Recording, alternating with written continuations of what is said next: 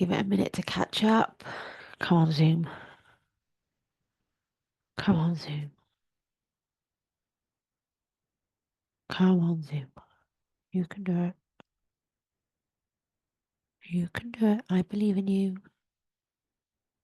I believe in you. Come on, Zoom. Come on, Zoom.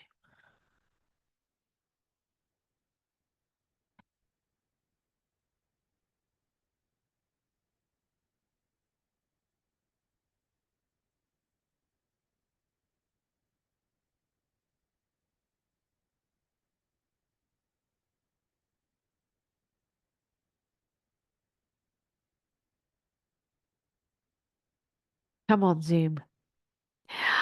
Yes. Okay, we're going. Can you? Where is my transcript? No, computer sound, optimizing video. Okay. I am so excited to be offering this workshop to you. The secret to self-confidence. Now, what you're about to hear over our time together today is going to give you a boost of possibility. It's going to enable you to consider that maybe you could change, that maybe actually you can build self confidence. You can learn how to build self confidence. And I say learn very deliberately because this is a skill that no one has ever taught us. And certainly no one has ever told us we had a choice. And this is what I am going to teach you today. The secret to self confidence. But before we start, I think we need to consider, well, what is self confidence? What is self confidence? And this is my opinion. If you research it, if you Google it, if you read other books, their opinion might be slightly different. This is purely my opinion of what self confidence is.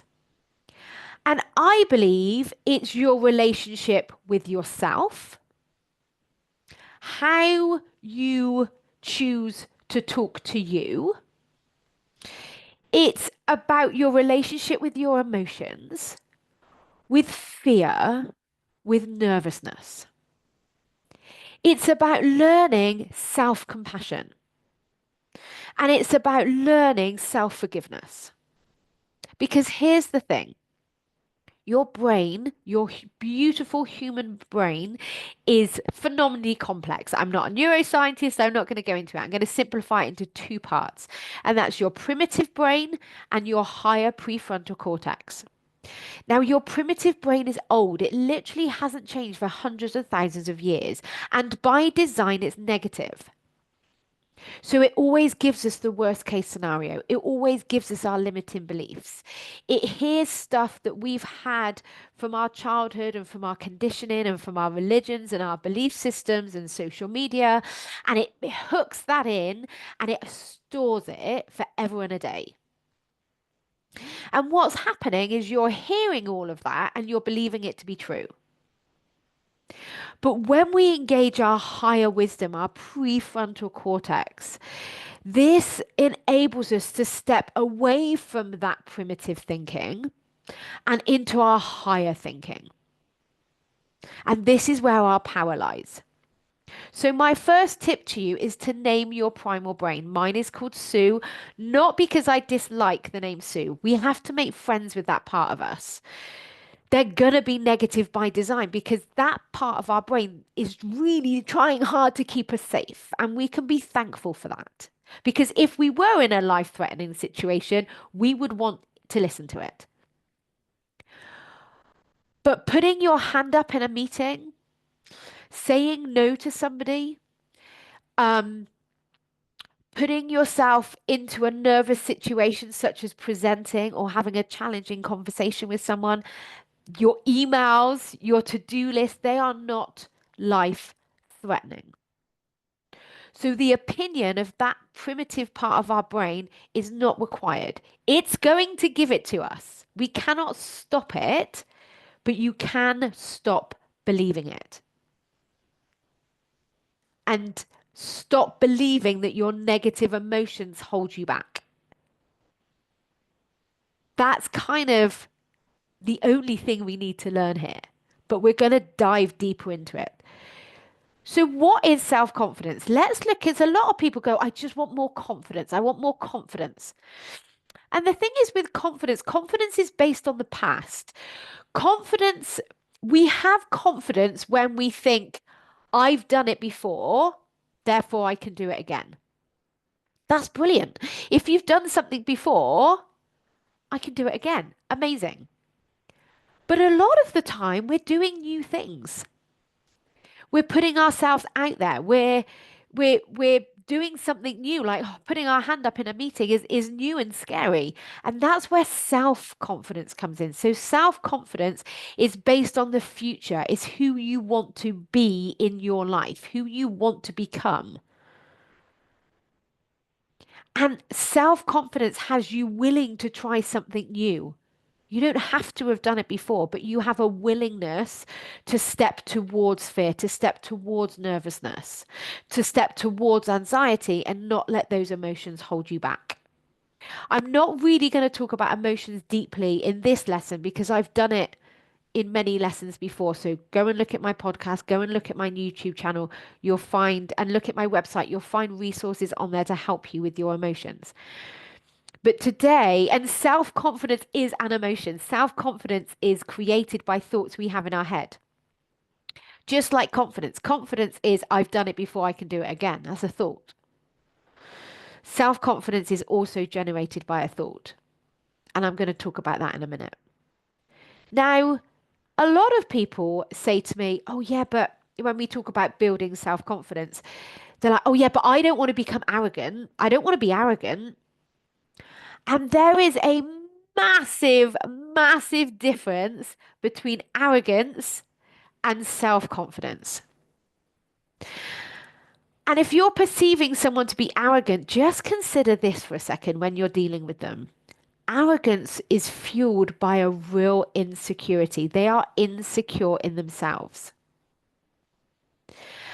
An arrogant person has to put other people down because they have to put other people down to prove that they're better. And they need to prove they're right. They're like, no, you need to see it my way. You need to see it, I have to prove I'm the best. I've done this, I've done that. That's being fueled by a real insecurity. That person is not secure in the slightest, probably acting out of a childlike state. But someone that is full of self-confidence, they are so secure in themselves. They know who they are. And a self-confident person is able to rise other people up. They're able to bolster other people and empower other people.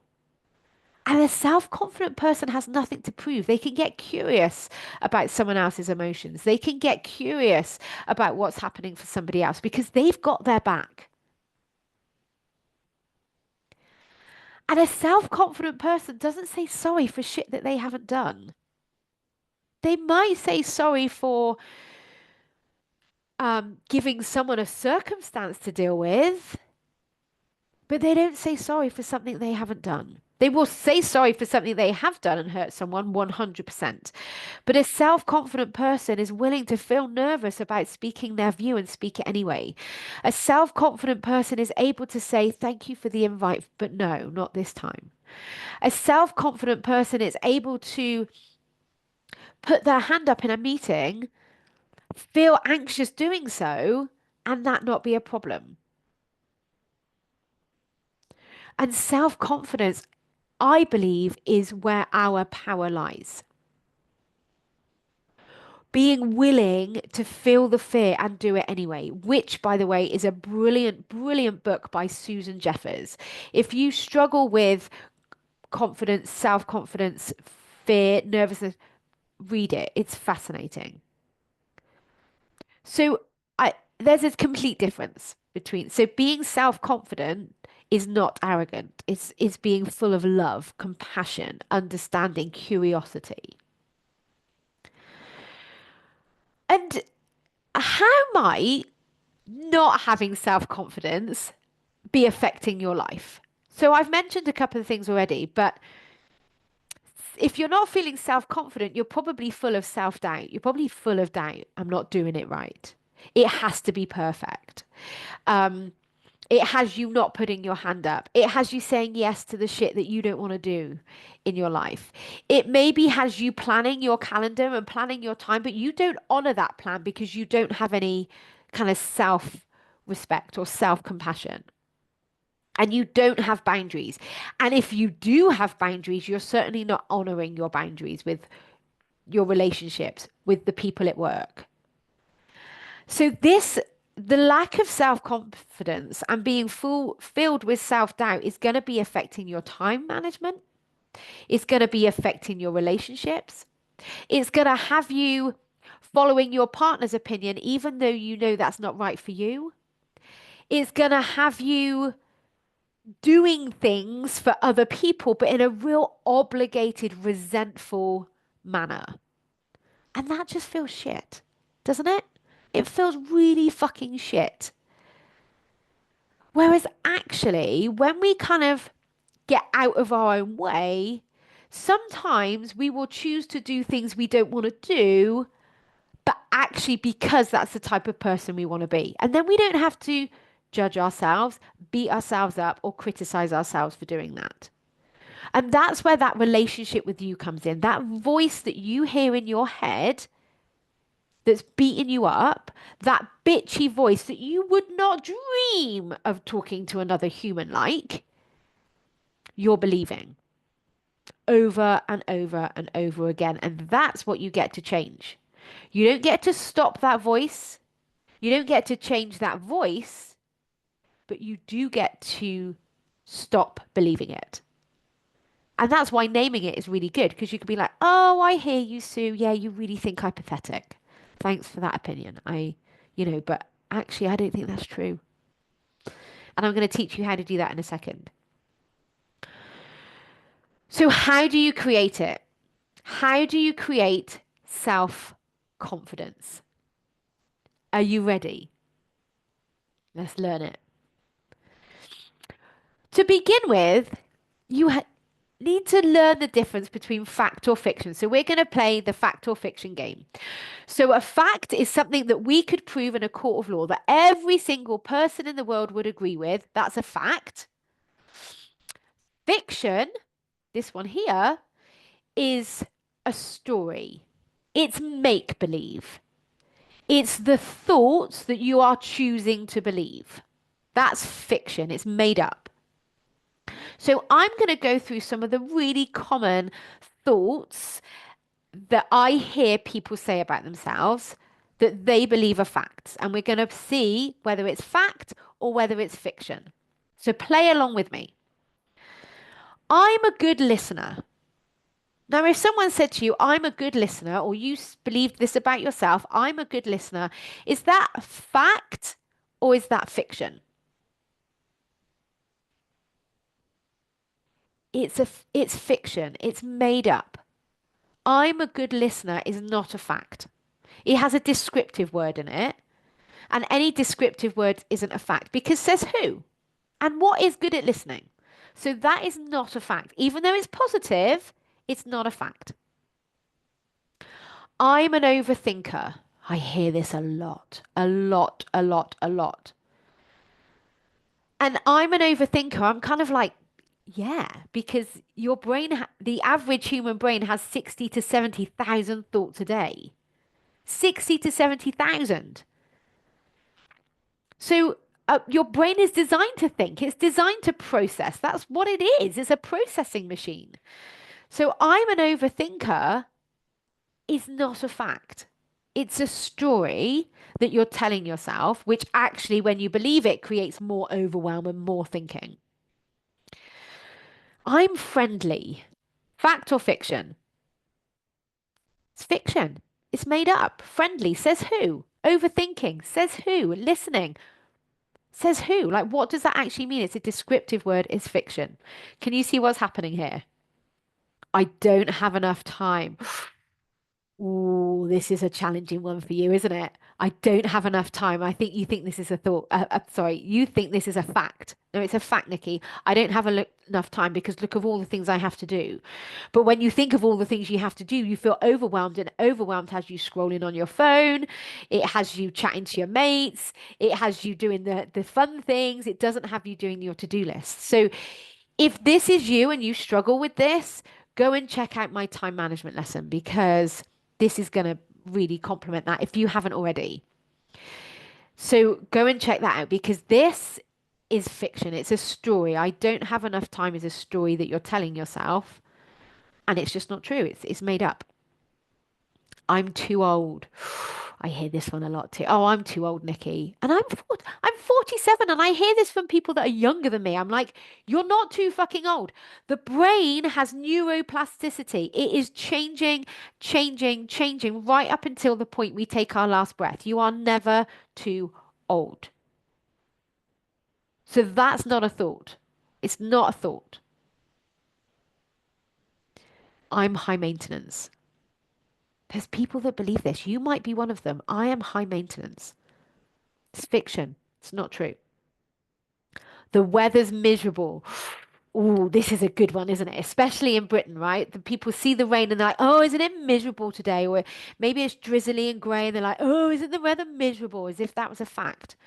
And then what happens is because they're always focused on the miserable weather, even when it's beautiful, clear blue skies, they're still talking about the miserable weather. So it feels like it's always miserable and it's not even true. It's fiction. It's a story that you're making up. They're difficult. They are difficult. They being your in-laws, your husband, your teenagers, your toddlers, your colleagues at work, they're your managers, they're difficult. Your clients, I have difficult clients. That's not true. They are difficult is a story. Difficult says who? Says who? I'm so stupid. Oh, I'm so silly. And you might even say like, "Oh, I'm so silly." It's toxic and it's not true. And even the tiniest little unconscious statement like this will be affecting your relationship with you and affecting your self-confidence. And it's made up, it's fiction, it's not true. So all of these stories, these thoughts that we've just gone over, it's this way, I'm pointing in the wrong way. All of these thoughts are what we call beliefs. And a belief is just a thought that you have thought over and over again. And our thinking becomes habitual. It's like a habitual pattern of behavior. But right in the middle of the word belief is the word lie. So positively or negatively, you're lying to yourself. Now, if you're lying to yourself with a positive statement and that's helping you in your life and it's moving you forward, brilliant. Keep it, keep telling yourself it, lean into that belief and allow it to fuel you forward. But I'm guessing if you've been curious about this workshop, you're probably not telling yourself the positives. Or if you're telling yourself the positives, you don't believe them. And so then it's like that toxic false positivity, which I think actually feels even worse. So just be willing to consider that that current dialogue that you have about yourself may not be true. It's a lie. And if that lie is helping you, keep telling yourself it. If it's not, I'm going to tell you how to change it. And we start by acknowledging. It's about becoming aware of your current thoughts and your current feelings. And then acknowledging that those thoughts are not facts. That sentence, oh, aren't I silly? Oh, aren't I stupid? Oh yeah, look at me. I need to have a chat with myself. None of that's helping. I know you're saying it in a jokey way, but the subconscious message is that you're not good enough. And that is not true. That is not fucking true.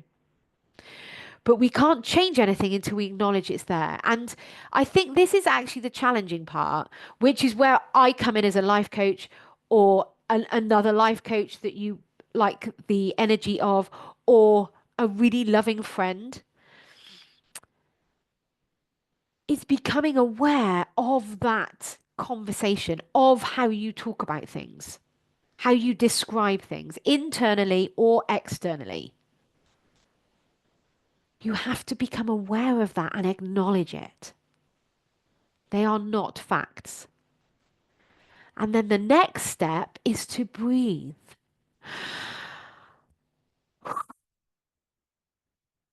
and understand with compassion.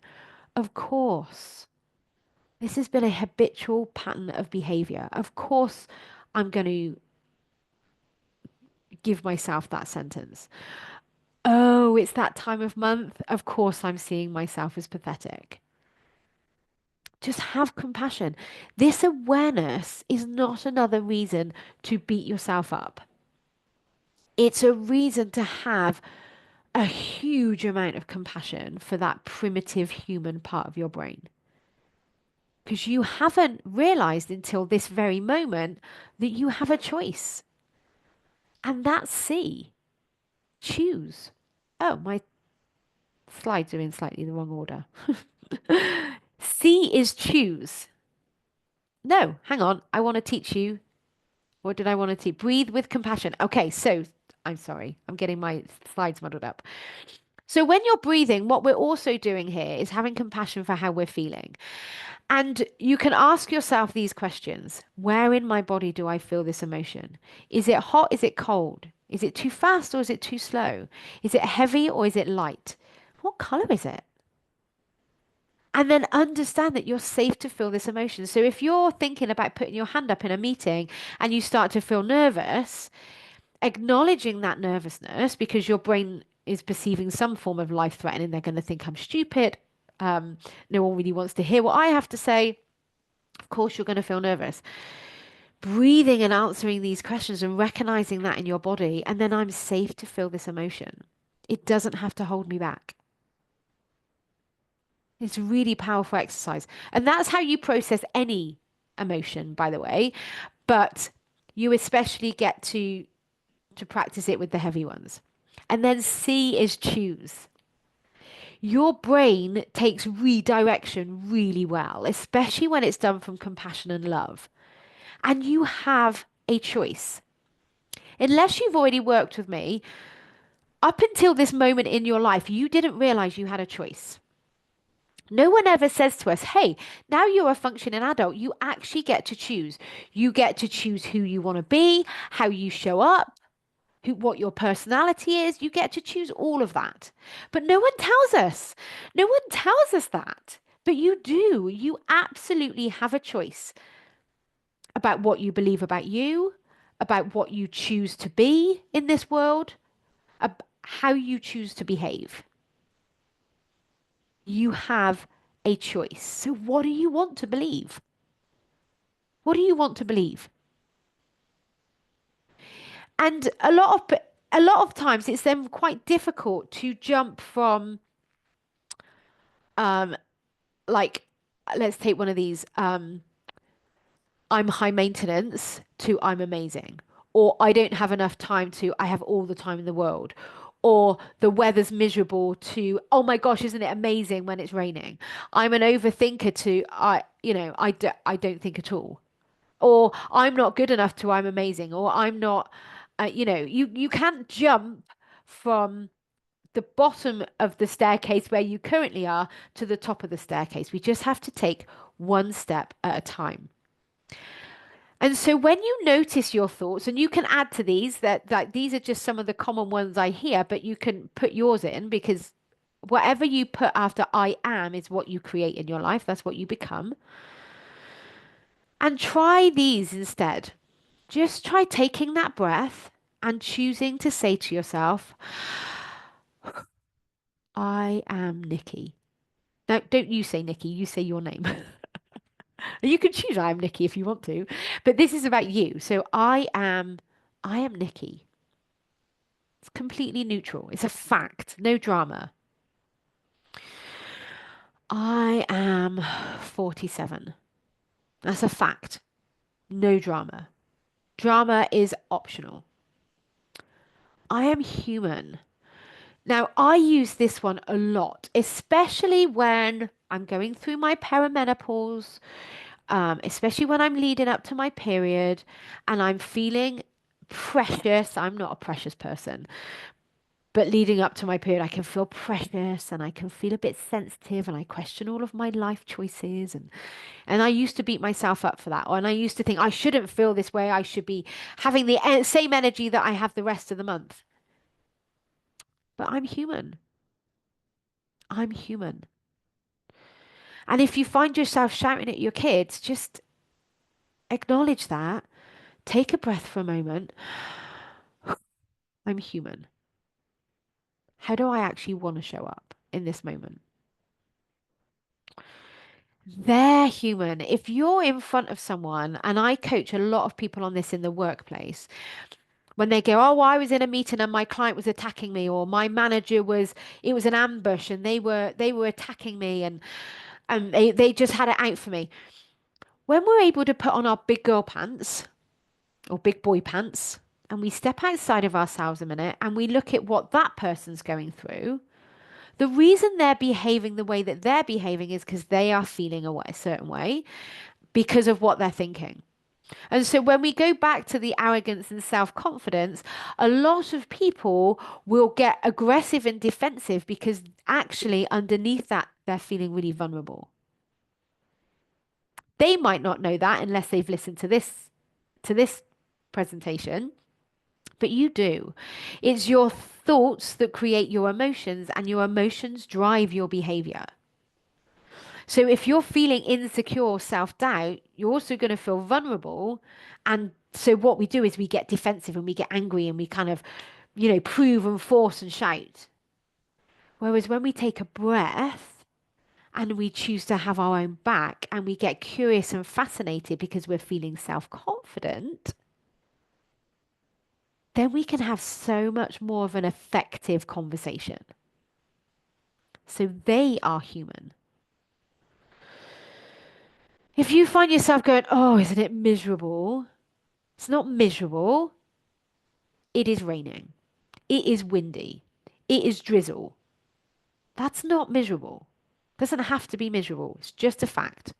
And at a point when, especially, you can't change this situation, you cannot change the weather, you cannot control the weather, you can always change and control your thoughts. So take it to neutral. When you're thinking, I don't have enough time, I have things to do. Take yourself out of overwhelm. Go and listen to my time management lesson more on that if you want to. I can learn. I don't. So another common one I haven't put up here is, oh, I don't know. I don't know. Oh, I don't know, Nikki. I don't know. And it's one thing I used to say, I'm not clever enough. I don't know. But I can learn. I can ask Google. So when you're saying I don't know, I can learn, especially about you. You are actually your expert. So you know everything about you. You just need to open up to that wisdom. So how do you actually practice this in real life? So I'm going to give you a couple of scenarios about where over the next couple of days you can maybe practice this.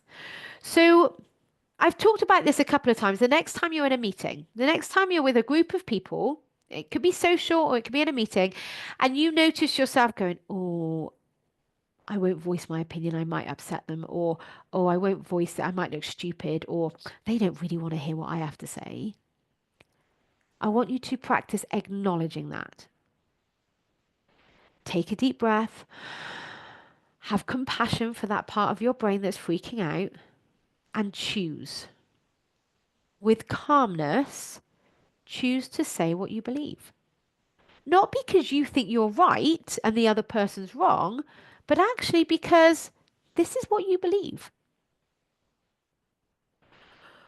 When you next receive a compliment and you find yourself going, oh, this old thing, I've had it for years, or, oh, no, no, no, but we resist. Acknowledge that you want to do that.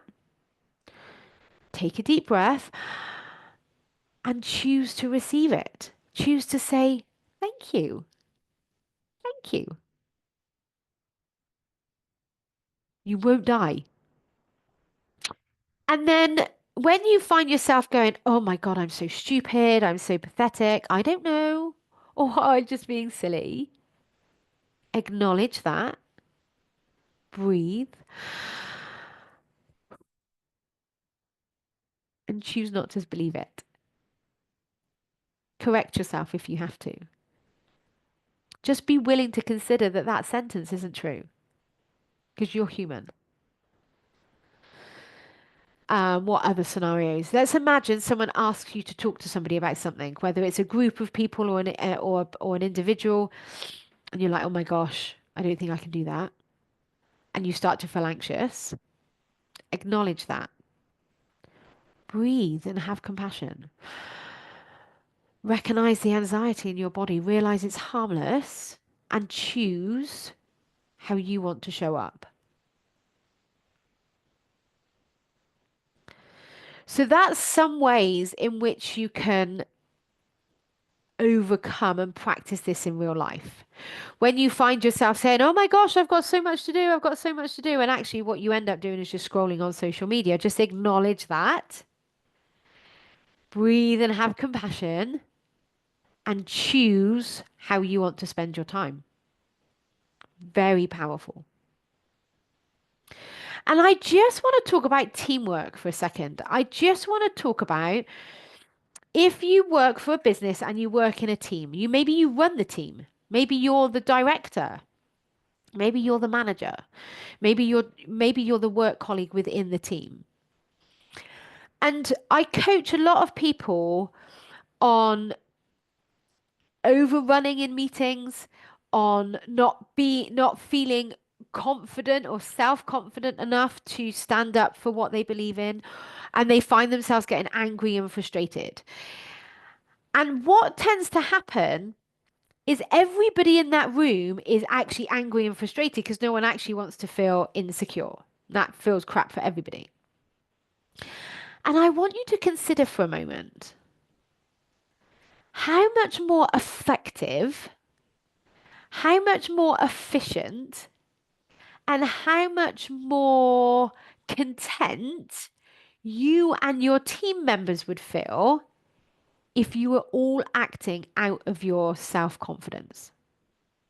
I also like to call it your emotional adult state because a childlike state, and we're talking like people over 25 here, really, well, sort of 20 and up, not talking about children.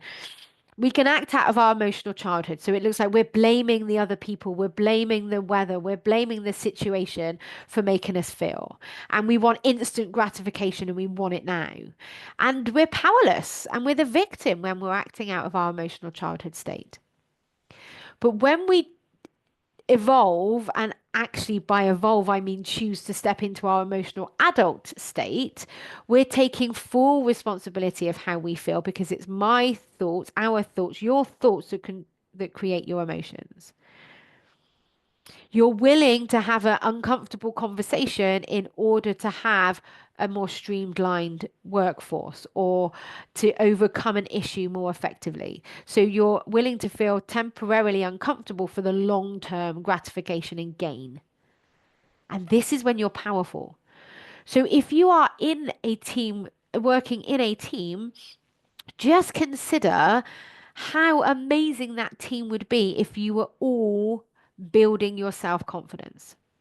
If you were all taking your own responsibility for actions and behaviors and emotions, you would just do so much more. You would just be so much more effective because you wouldn't spend time bitching, moaning, and saying how terrible things were and arguing and trying to prove your point. You wouldn't waste any of that time. You would be like, right, what's the problem? Now let's focus on the solution. So much more efficient. So please feel free to share this with any of your team members or anyone that you think is needs to or wants to build their self-confidence. So that's what I'd like to teach you. Self-confidence is a choice. Self-confidence is choosing to believe that you can handle it. You can handle your emotions.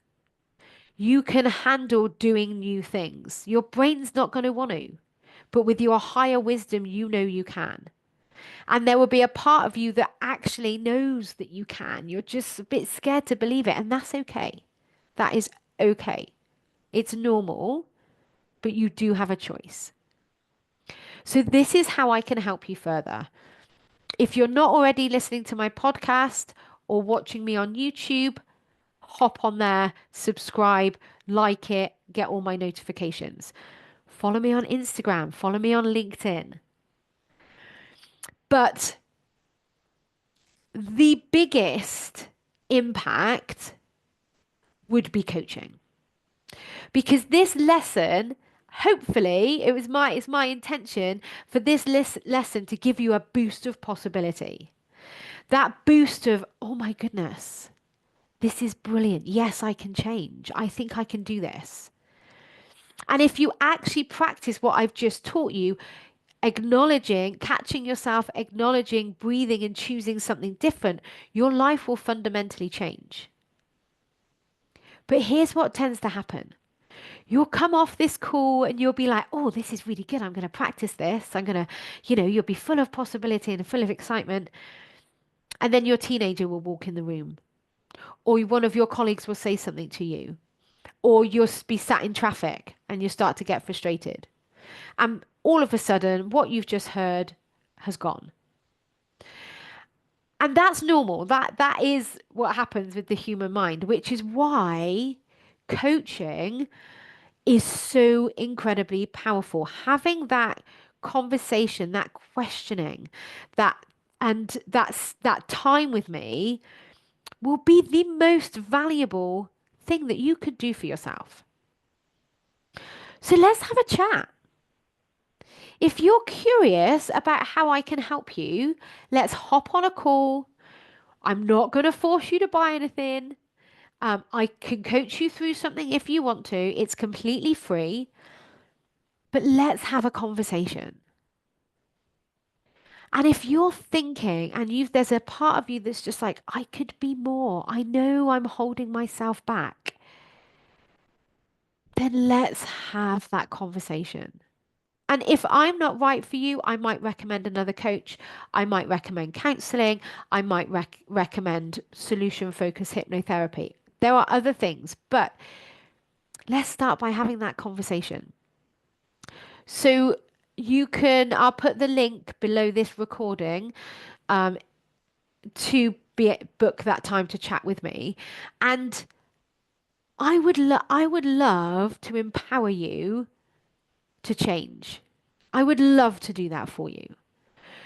So check out my website. Give me a call if you want to. Phone my number. Send me an email. Whatever fits you best, but take that step forward. And this is your first opportunity to acknowledge what your brain just told you. And it might have been, oh no, I can't do that. It might be, oh yeah, but it might be really expensive. Oh yeah, but other people can change, but I can't. Just acknowledge that all of those would fall into the fiction category. They're not true. So take a deep breath. Have compassion for that part of your brain that's frightened of change, that actually thinks this is a life-threatening situation. It doesn't realize it's actually very life-enhancing. And choose to do something different. Choose to click on that link and book a time for yourself. That hour with me alone will be transformative, even if you never coach with me again. Thank you so much for listening. I really hope this has helped you. And I would love to help support you grow your self confidence and move you forward if that's what you'd like to do. Thank you for listening. Have an amazing day.